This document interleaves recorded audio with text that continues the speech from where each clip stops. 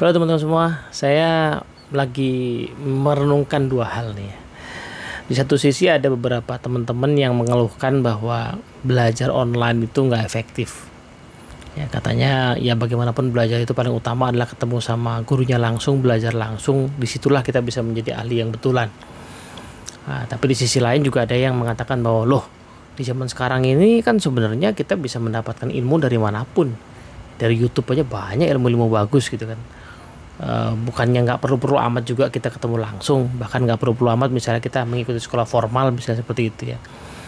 Nah, dua pandangan ini kan kalau dipikir-pikir ya ada benernya sih, sama-sama benernya, tapi pertanyaannya mana yang lebih benar mana yang lebih tepat. Nah, itu yang saya pengen bahas di video kali ini.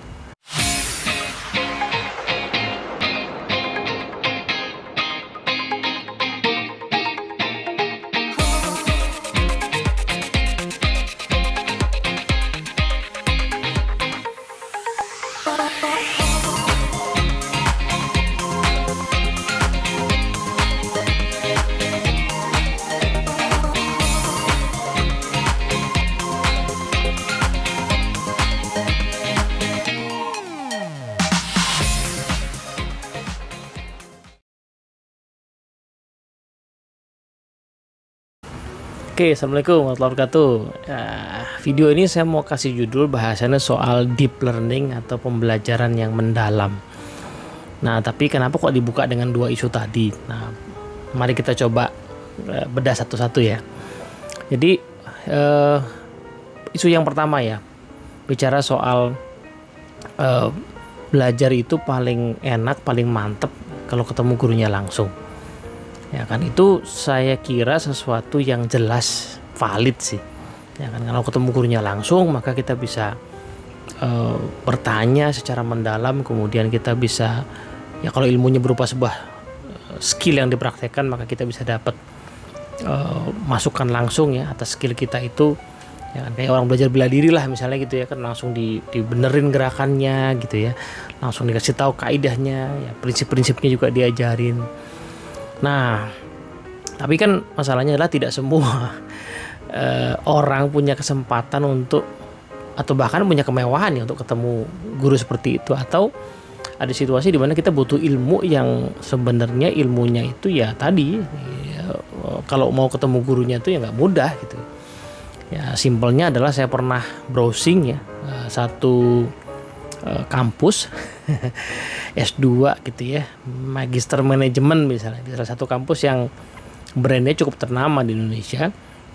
Kampus itu model belajarnya adalah, ini kampus buat karyawan ya, model belajarnya adalah malam hari ya, jam 7 sampai jam 10 setiap hari. Seingat saya hari Senin sampai hari Kamis gitu ya.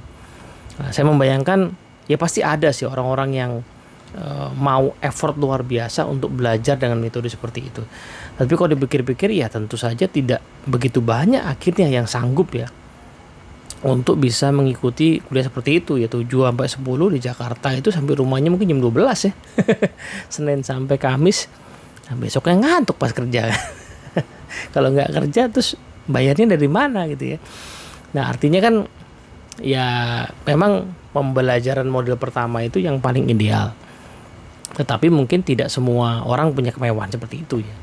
Kebetulan mungkin kita belajar sesuatu yang orangnya ada di sekitar kita ya, misalnya orang tua kita atau gurunya ada di dekat kita, di kantor kita misalnya, belajar sebuah keahlian gitu, mentornya ada di kantor kita ya, itu kemewahan yang luar biasa. Tetapi bagi yang tidak, nah maka pilihannya mungkin yang kedua kan ya, pandangan kedua yang mengatakan bahwa ya belajar sekarang bisa dari mana aja toh. Buktinya di YouTube aja itu ada satu pembelajaran yang saya pernah lihat ya, pembelajaran musik ya. Ada guru musik yang bikin tutorial belajar musik, alat musik, entah gitar, entah ukulele gitu ya, entah mungkin piano, itu sangat detail. Step by stepnya detail, dibuat challenge begitu yang kalau diikutin ya insya Allah bisa gitu. Ya mungkin sampai level tertentu lah paling enggak gitu ya. Nah itu kan membuktikan artinya bahwa jangan-jangan memang kita nggak perlu ketemu guru secara langsung ya.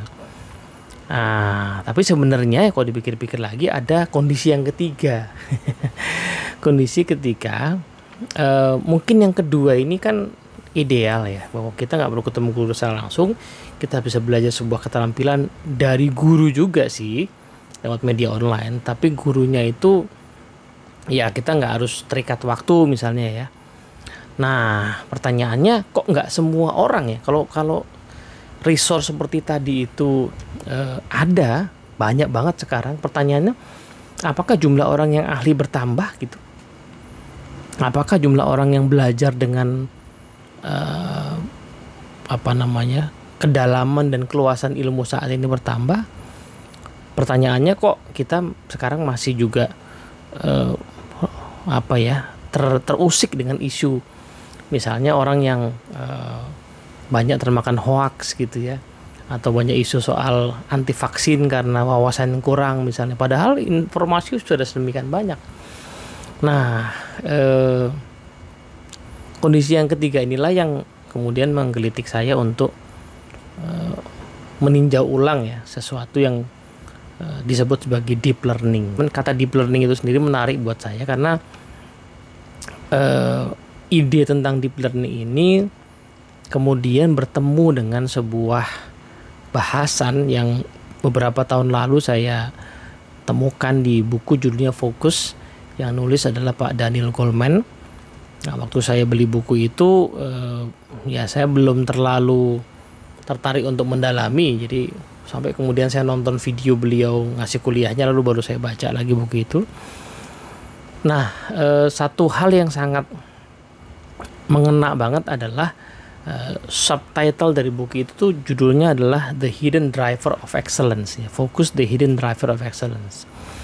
Jadi ini kesimpulan yang saya ambil, ini insight yang saya ambil, bahwa orang di zaman sekarang itu tidak punya kesulitan akses kepada informasi ya, kalau dibandingkan misalnya zaman saya kuliah dulu ya, buku itu ya anggaplah kita punya uang untuk membelinya, maka belum tentu bukunya ada bisa dibeli ya kan. Akhirnya kita pinjam perpus, itu pun fotokopian ya, fotokopian pun juga mesti ngantri pinjemnya, mesti ninggal KTM ya. Sekarang orang kuliah hampir-hampir nggak perlu melakukan hal itu ya. Yang namanya PDF itu udah begitu mudah didapat ya, bahkan nggak perlu nungguin buku di perpus gitu ya, download gampang banget ya. Ini terlepas dari isu ilegal tapi aksesnya ya, fotokopian itu juga ilegal, tapi anyway PDF di zaman sekarang jauh lebih mudah didapat dibandingkan buku fotokopian perpus itu kan. Nah maka dari itu pertanyaannya, apakah kemudian orang menjadi lebih ahli? Ternyata kayaknya belum tentu juga ya. Kenapa? Karena isunya adalah untuk menjadi ahli itu kita perlu proses belajar yang mendalam gitu ya. Nah satu proses belajar yang saya sangat relate banget dengan satu quotes ini sebenarnya bukan quotes tentang pembelajaran gitu ya, tetapi sangat mengena dengan satu ide yang tadi disebut sebagai deep learning. Saya tahunya quote ini dari Samuel Smiles, tapi ada juga yang mengatributkan ide di quote ini kepada Confucius, ada juga yang mengatakan demikian. Anyway, yang saya dapatkan dari Samuel Smiles itu bunyinya begini: menabur pikiran menuai tindakan, menabur tindakan menuai kebiasaan, menabur kebiasaan menuai karakter, menabur karakter menuai nasib. Nah, jadi kalau diurutin itu pikiran jadi tindakan, tindakan jadi kebiasaan, kebiasaan jadi karakter, karakter jadi nasib. Nah yang menjadi kemewahan di zaman sekarang kan informasi ya kan, tadi ya gampang mendapatkan akses informasi, knowledge gitu ya, itu gampang banget dapatnya. Nah, tetapi knowledge itu sendiri kan pertama-tama dia harus dimasukkan ke dalam pikiran ya kan, dimasukkan ke dalam pikiran lalu dibuat menjadi sebuah tindakan ya kan, baru kemudian ilmu itu bermanfaat. Nah menariknya, tindakan yang kita ambil ya, misalnya anggaplah tadi saya belajar musik ya, knowledge-nya ada di YouTube ya kan, tapi kan saya perlu memasukkan knowledge itu ke dalam pikiran saya, lalu saya perlu menjadikan ilmu belajar musik tadi menjadi sebuah tindakan. Saya latihan, saya praktekkan, saya jadikan dia kebiasaan ya. Saya bermain terus sampai jago gitu ya, sehingga itu akan menjadi bagian dari karakter saya dan mungkin menjadi bagian dari nasib saya. Artinya saya bisa punya karir sebagai musisi misalnya gitu. Nah itu tentu perjalanannya kan panjang. Nah itulah yang saya melihat itu kok yang barangkali kita sebut sebagai deep learning ya, pembelajaran yang tidak hanya berhenti di tataran informasi, tetapi sampai menjadi sebuah tindakan, kebiasaan, bahkan menjadi sebuah hasil. Nah, masalahnya apa? Masalahnya adalah saya kemudian menyadari begini nih. Jadi saya satu hari saya merefleksikan tindakan saya di hari itu. Jadi saya tuh suka browsing di YouTube gitu ya. Terus kemudian muncul kan tuh kan di feed kita tuh video yang biasanya terkait sama algoritma kita. Wah menarik nih ya. Wah, ada kuliah, apalah gitu ya, temanya 1 jam gitu. Saya tonton dikit, kemudian kan dia akan masuk ke history gitu. Tapi saya lanjutinnya nanti biasanya. Nah nanti pas lagi break lagi muncul lagi tuh di YouTube ya kan, video yang lain. Wah kayak menarik nih, saya tonton dikit terus kemudian udah saya stop dulu gitu. Nah kemudian saya dalam sehari itu saya mengecek ya di history itu ya, ada berapa video yang saya simpen kayak tadi. Ternyata setidaknya ada 5-6 video yang masing-masing berdurasi 6 jam. Pertanyaannya kemudian kapan saya mau nontonnya? Ya kan? Karena menonton itulah proses untuk memasukkan ke dalam pikiran sebelum nanti saya putuskan mana yang mau jadi tindakan kan? Ya kan? Nah, anggaplah ya 6 jam tadi itu sesuatu yang sebenarnya possible ya saya aturlah di hari-hari saya. Pertanyaannya gimana ngaturnya ya? Nah ini Pak Daniel Goleman itu ini kesimpulan yang saya dapatkan ya, mengatakan sementara fokus itu adalah the hidden driver of excellence. Jadi kita bisa menjadi orang yang excellent itu kalau kita fokus, yaitu tadi ya, fokus untuk mengakuisisi pengetahuan, lalu fokus untuk menjadikan pengetahuan itu tindakan, kebiasaan, sampai jadi karakter dan akhirnya menjadi hasil atau nasib. Sementara itu yang diperlukan gitu ya, fokus ke sana. Masalahnya adalah fokus itu di zaman sekarang sesuatu yang sangat mahal. Kenapa? Karena kita sekarang ada di era ketika distraksi itu sedemikian banyak. Jadi saya punya penelusuran lain. Tadi kan penelusuran saya soal video-video yang saya minati. Ini penelusuran saya soal berapa lama saya menggunakan media sosial gitu ya, yang sifatnya bukan untuk pekerjaan tapi memang hanya untuk scroll gitu ya, browsing aja, yang nggak terlalu bertujuan lah.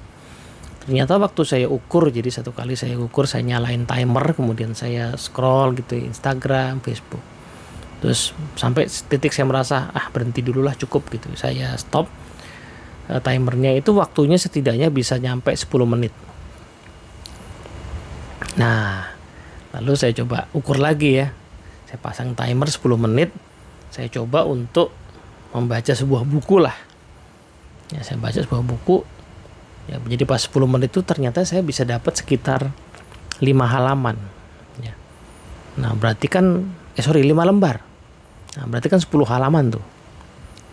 Nah artinya 10 menit saya scroll media sosial yang tidak bermanfaat tadi, itu kan ekuivalen dengan 10 halaman dari sebuah buku yang tentunya penting buat saya masukkan ke dalam pikiran saya kan. Nah berarti saya tuh kan bukannya nggak punya waktu buat baca buku, tetapi mungkin saya nggak pernah mengukur ya jumlah waktu yang saya pakai untuk scrolling media sosial tadi, sehingga tanpa disadari itu yang ketahuan 10 menit ya, dan kayaknya lebih sih kenyataannya di dalam sehari. Anggaplah pagi, siang, sore, malam saya melakukannya, mungkin bisa 40 menitan dalam sehari. Yang kalau saya konversi kepada tadi ya, melakukan sesuatu yang berkait dengan akuisisi pengetahuan atau berlatih sesuatu, tentu ya itulah yang disebut Pak Goleman sebagai the hidden driver excellence. Saya fokus menggunakan waktu itu untuk mengasah diri saya ya, barangkali itulah yang membuat saya menjadi orang yang excellent dalam bidang saya. Cuman tantangannya adalah untuk bisa melakukan itu, maka saya harus bisa menghindar dari distraksi dari media sosial. Dan itulah tantangannya, karena distraksi itu sekarang bukan cuma ada, tetapi sangat banyak, dan seluruh kehidupan kita didesain untuk diisi oleh distraksi. Nah, kan niatnya cuma nonton satu episode ya di Netflix atau Disney Hotstar misalnya gitu ya, tetapi desain desain model tontonan di situ sudah didesain sehingga kita tuh kesulitan untuk menyetop kalau nggak betul-betul punya keinginan yang kuat gitu. Karena ya udah langsung bisa dicepetin, langsung bisa next episode, begitu episode barunya muncul bisa langsung skip intro. Jadi tanpa sadar tiba-tiba udah 3 episode let's say udah 3 jam sendiri misalnya kalau itu film berseri. Ngakunya nggak punya waktu buat ngasah diri. Nah ini kan menarik, berarti kan poin kita ada di situ. Nah itu baru dari tadi ya tontonan film gitu, belum dari media sosial tadi yang tanpa sadar saya kira mungkin 1-2 jam per hari kita pakai buat itu. Nah, maka sebenarnya kalau dipikir-pikir untuk bisa memiliki proses belajar yang mendalam, sebenarnya yang perlu kita lakukan adalah mendesain ulang ya cara kita menggunakan waktu sehingga kita tidak terus-menerus berada di dalam kondisi terdistraksi. Nah, gimana caranya tuh, ya kan? Nah, saya kok kemudian ya selalu teringat ya dengan satu framework yang diusung oleh Pak Stephen Covey di 7 Habits, di habit yang ketiga yang namanya time matrix. Time matrix itu kan membagi waktu melalui 2 dimensi atau menyoroti waktu lah ya melalui 2 dimensi. Pertama aspek importansi ya, tingkat kepentingan. Jadi sesuatu itu penting atau nggak penting. Nah ukurannya apa? Ya penting nggak penting itu ukurannya adalah kedekatan pada tujuan yang ingin kita capai. Jadi kita punya target, punya visi, punya misi. Nah yang hal-hal yang mendekatkan ke sana itulah yang penting. Sisanya berarti nggak penting. Nah di sisi lain ada dimensi urgensi atau tingkat kemendesakan. Berarti ada hal yang mendesak, ada hal yang tidak mendesak ya. Tidak mendesak itu berarti sesuatu yang datang tiba-tiba, yang tidak mendesak itu berarti yang datangnya ya bisa kita atur lah gitu ya. Sehingga lahirlah 4 kuadran. Ada kuadran 1 ya, penting sekaligus mendesak. Ada kuadran 3 ya, sebenarnya tidak penting tetapi karena dia mendesak kelihatannya penting. Nah, lalu ada kuadran 4 ya. Kuadran yang tidak penting sekaligus tidak mendesak. Kenapa kok dilakukan? Ya biasanya karena kita lelah dengan kuadran 1 dan kuadran 3. Lalu ada kuadran 2. Kuadran yang penting berarti berhubungan sama tujuan kita jangka panjang atau target-target kita, cuman dia tidak mendesak. Kenapa? Ya karena dia bersifat jangka panjang. Kita mau bangun karir misalnya, kita mau belajar, kita mau nabung misalnya, itu kan sesuatu yang jangka panjang. Jadi dia tidak akan mendesak-desak kita gitu. Nah, distraksi itu adanya yang terutama adalah biasanya di kuadran yang tidak penting, yaitu kuadran 3 atau kuadran 4. Nah yang gampang sebenarnya mengeliminir yang kuadran 4 kan. Tadi tuh nonton yang kepanjangan ya kan, buka media sosial yang keseringan gitu atau kelamaan, itu kan kuadran 4. Itu mungkin agak lebih mudah ya. Yang agak challenging itu adalah mengurangi yang kuadran 3, yaitu yang sebenarnya dia tidak penting, cuman karena bungkusannya mendesak seolah-olah penting atau penting bagi orang lain, yaitu yang sekarang kita alami ya. Kita menggunakan aplikasi e-commerce misalnya, lalu e-commerce-nya lagi ulang tahun, mereka bikin diskonan yang cuman berlaku sehari, ya tentu saja itu dibuat untuk kepentingan mereka ya supaya bisa menjual lebih banyak. Tapi kan kita sebenarnya nggak butuh-butuh amat. Jadi tidak mendesak buat kita, sebenarnya tidak penting buat kita. Tapi karena dia mendesak, kelihatannya penting. Wah diskon nih misalnya, wah ada kode promo nih gitu. Pentingnya jelas buat company-nya gitu. Nah tapi anyway dari seluruh kuadran itu Pak Stephen Covey bilang bahwa sebenarnya kuadran 1, 3, 4 itu seringkali adalah kuadran memang terjadi kalau kita, atau dia cukup banyak porsinya kalau kita nggak pernah mengambil kendali atas diri kita ya, pengelolaan diri kita. yaitu yang adanya di kuadran 2, kegiatan-kegiatan yang sifatnya preparation, prevention gitu ya, ke sebuah kuadran yang isinya adalah aktivitas-aktivitas yang sifatnya antisipatif gitu. Nah inilah yang kayaknya kejadian nih ya, membuat kita kesulitan deep learning itu. Bukan berarti kita nggak punya keinginan untuk belajar secara mendalam, misalnya tadi ya, merenung, merefleksi, berlatih, membangun kebiasaan. Bukan kita nggak punya itu, nggak punya keinginan itu. Tetapi karena memang untuk bisa melakukan hal itu kita perlu membuat persiapan. Sementara kuadran yang lain nggak perlu persiapan. Ya. Kuadran 1 penting mendesak misalnya, tiba-tiba udah deadline kerjaan, itu kan nggak perlu persiapan ya. Tunda aja kerjaan, pasti akan jadi kuadran 1. Ya kan, tadi kuadran 3 misalnya, gangguan dari godaan diskon misalnya, itu kan nggak perlu dipersiapkan, datang sendiri pada waktunya, rutin ya, mingguan, bulanan gitu. Begitu juga dengan kuadran 4 yang tidak penting mendesak, yang sifatnya pelarian, nonton berepisode-episode, itu nggak perlu disiapin, itu datang sendiri ya ke dalam handphone kita gitu ya.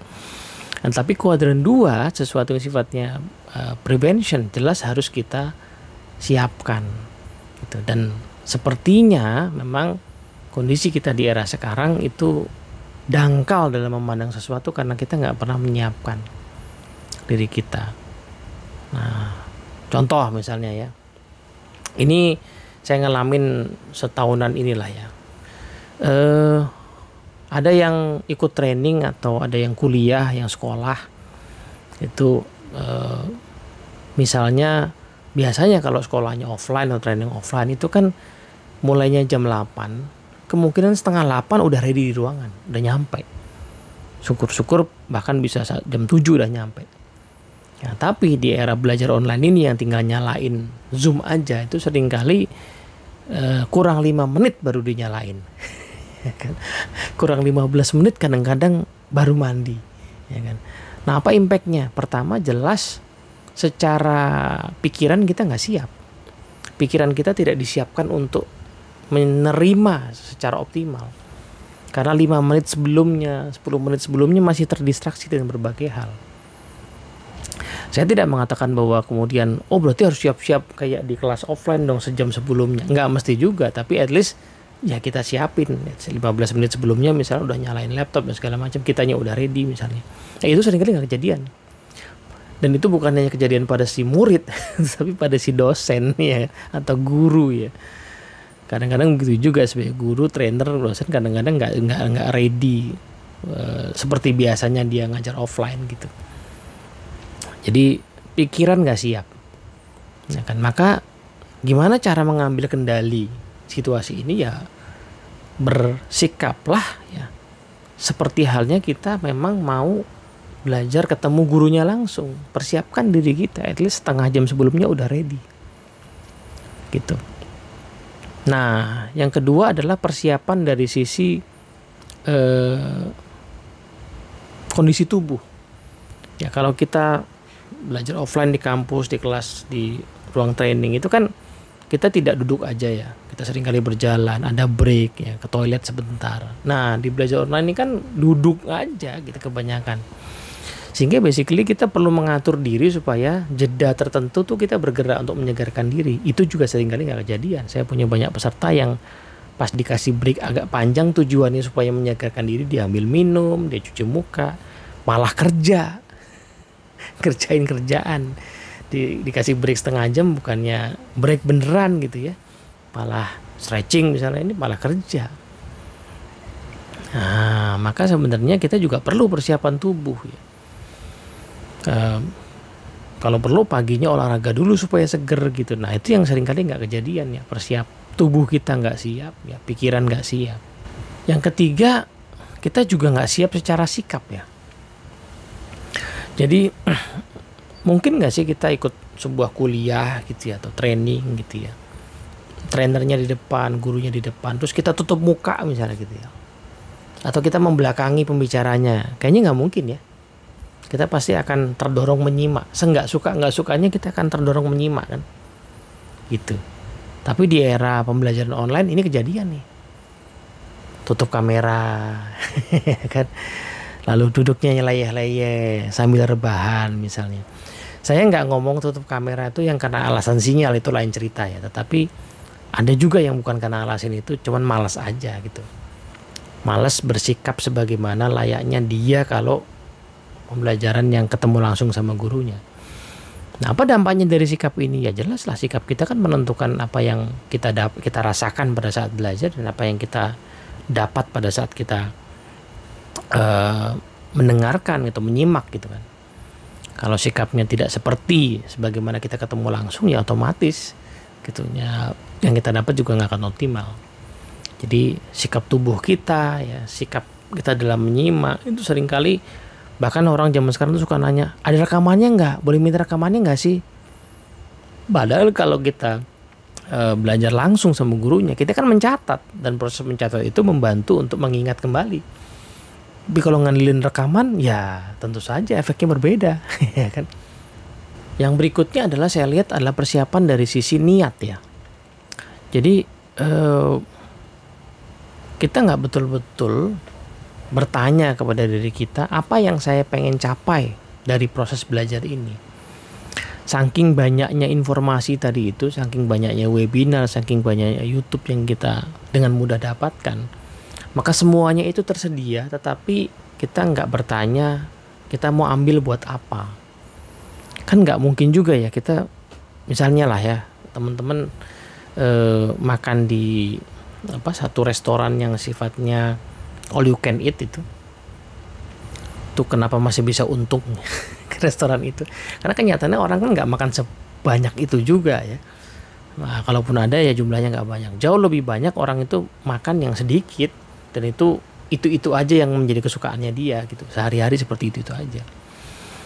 Nah, begitu juga dengan informasi kan. Kita memang betul ya punya akses informasi yang sangat banyak, yang nggak terbatas di zaman sekarang. Tapi kenyataannya yang kita butuhkan kan nggak semuanya. Ya kan, yang kita butuhkan adalah sebuah informasi yang betul-betul sesuai sama tujuan saya. Dan karena itu saya perlu meneliti sebenarnya ya, apakah yang saya akan tonton ini itu memang bermanfaat buat saya. Apakah yang akan saya ikuti ini webinarnya yang betul-betul penting buat tujuan saya, atau sebenarnya ini karena kepengenan doang, karena sayang gitu, gratis misalnya. Nah, sehingga kadang-kadang double layar gitu ya.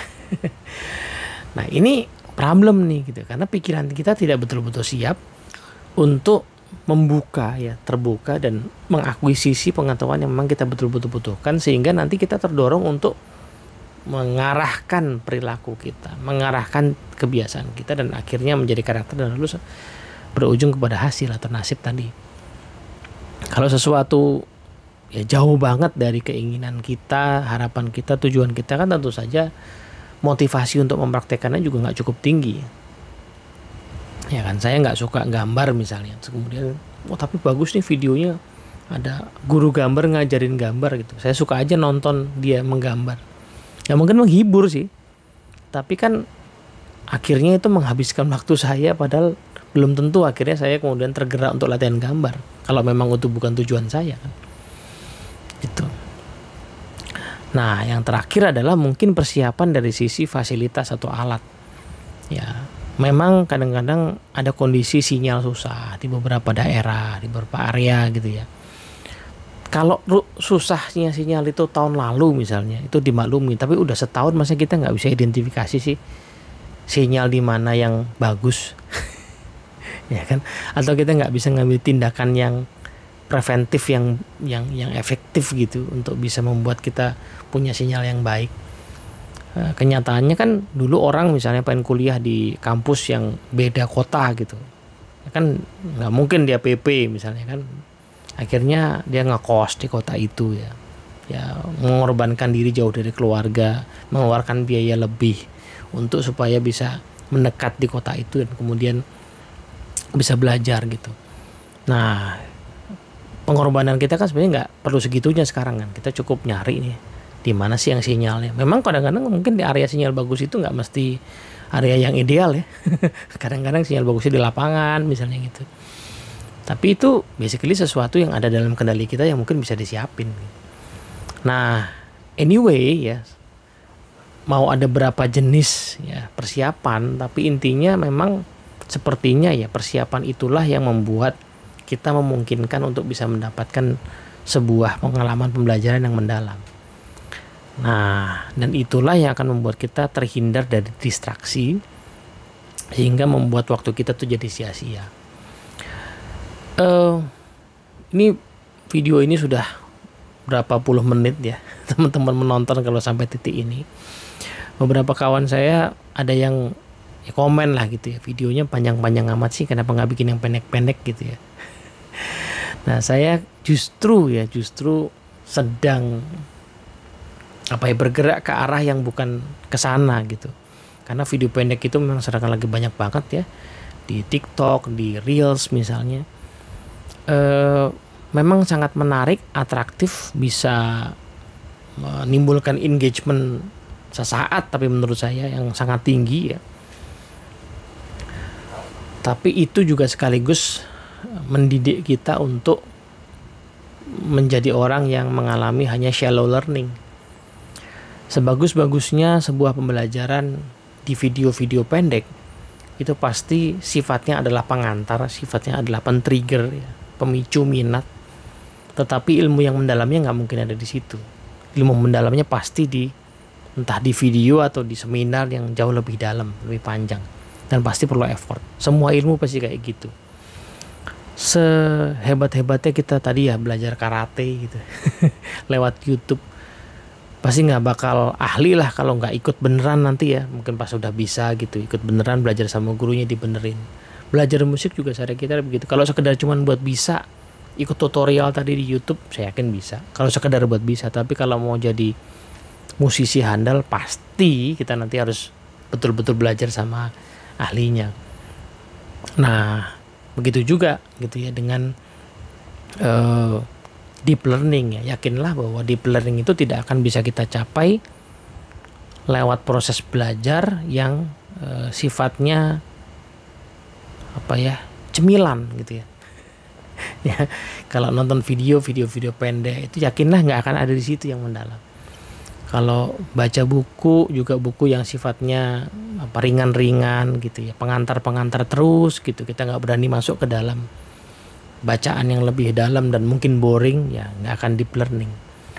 Kita hanya melihat di pinggiran gitu. Kalau teman-teman di Indonesia NLP Society cuman ikut kelas, misalnya Essential Life Course atau belajar NLP online, tapi nggak mau ikutan belajar mendalam di practice group misalnya, ya nggak akan terjadi deep learning ya. Deep learning hanya terjadi ketika kita mau masuk, dan itu prosesnya pasti perlu effort ya, perlu kesungguhan. Tapi itulah yang akan membuat kita punya habit, punya karakter, dan akhirnya punya nasib seperti yang kita rencanakan. Nah, unless usaha itu dilakukan secara sadar, maka kuadran 1, 3, dan 4, kuadran yang sifatnya distraksi tadi akan selalu ada, dan waktu kita akan habis buat hal itu. Jadi bener banget komentar Pak Stephen Covey waktu membahas soal time matrix itu. Beliau mengatakan there is no such a thing as time management, it is only self management. Gak ada yang namanya manajemen waktu dalam arti waktunya bisa di manage ya. Yang adalah manajemen diri ya, persiapan itu tadi.